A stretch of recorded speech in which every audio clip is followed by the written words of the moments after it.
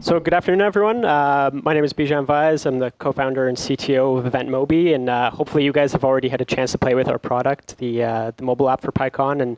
And at EventMobi, we actually develop a platform that allows event planners like the PyCon organizers to build HTML5 mobile apps. So we've had a chance to play around with mobile apps for quite a while and see random performance quirks and random things that happen. So it's been about 3 years we've been playing around with it, all sorts of different devices and that sort of thing. And so generally, when you think about mobile performance, you do your real user monitoring, you kind of look at your transactions of what's happening, and you kind of break it down in the following sense. And on your average use case, you kind of see a breakdown like this. The server and your Python code is probably taking 10% of the time. The network to actually transfer everything through is another 23%. There's a huge chunk of it that's on the client side. So either your JavaScript, your rendering on your mobile app, everything else. And so seeing this, the logical thing is to, and keeping with the whole conference meme, is to front-end optimize all the things. But that doesn't really work because there are a lot of random things that happen on mobile that don't happen on desktop. What problems? Well, we got poor latency, we got cross-compatibility, we got low bandwidth, wireless networks, and oh my god, okay.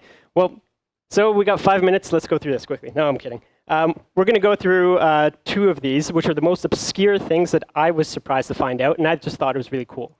So first thing is cellular towers. So one thing you don't really think about when you're developing your application is how it actually connects to the data networks and how it actually uses them.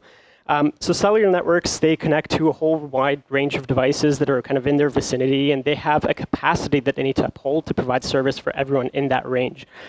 So the really cool thing is they're kind of smart about it too, and they'll kind of plan their own capacity. They can get tuned, and they'll hold on to your connections for a few seconds and that sort of thing. And then what will actually happen is for them to service other customers, they'll send a signal down to your phone and tell you to power down your network chipset so that they can service somebody else, because you're probably not, if you're writing an app that's a newspaper type app or something where there's content and people are reading through, they're not making HTTP requests. They don't need to be connected to the network, so it powers it down. But what happens as a performance hit is the next time you want to make an HTTP request, it takes about a second for your chip to actually power back up to send that request out.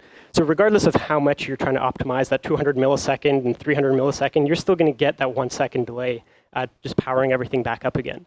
So what can you do? Well, you can kind of send empty packets every 30 seconds or so and try to keep the connection alive. But this is pretty evil as well. You're probably going to kill your user's battery, and probably not a really nice thing to do. But it's there as a fallback. So anyways, that's one of the really obscure things that I didn't know about. The second one is CDNs. And I actually completely just ripped this slide completely out of Human Beheshti's talk from VelocityConf a year ago. But it's really cool. So generally, how many people are familiar with CDNs?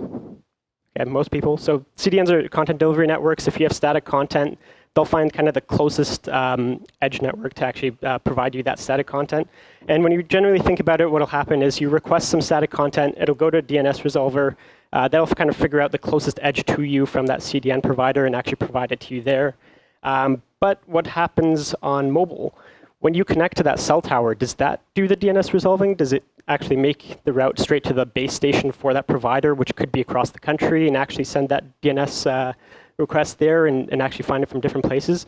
We don't really know. And actually, Human did an interesting talk where he actually found out that sending requests to 2 separate CDN names would actually result in very different performance numbers. So there is the possibility that the CDN that you think is providing the closest edge to you could actually be traveling across the country and actually hitting somewhere else. Now, I don't want to, we're not actually sure if this is happening. I don't work at a telco, so I wouldn't be able to tell. But it's really interesting to know. And I just thought these 2 were really cool things to know when we don't really think about, but when we do testing and we come across some really weird use cases that happen with our applications, it's good to know what can happen. So thanks.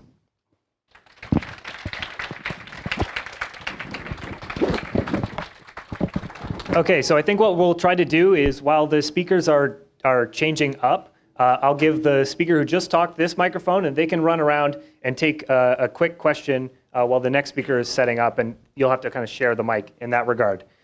So once he gets unwired, he can take a question. If you've thought of a good one, you can put up your hand. I'll bring the mic to you now.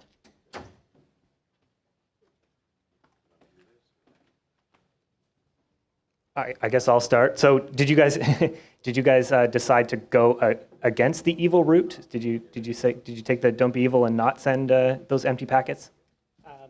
Yeah, so for our application, because it's offline capable, we actually we take down all of we make API calls and store all the data locally on the phone so that once the app is actually bootstrapped, it doesn't need to make any HTTP requests, which makes it super fast, and we can actually render it on user interaction, which makes it actually super fast. So hopefully you guys tried it out and saw how quick it was, and it wasn't waiting for an HTTP request to come back. So we essentially bootstrap it, then we don't have to worry about internet and networks and all that sort of stuff.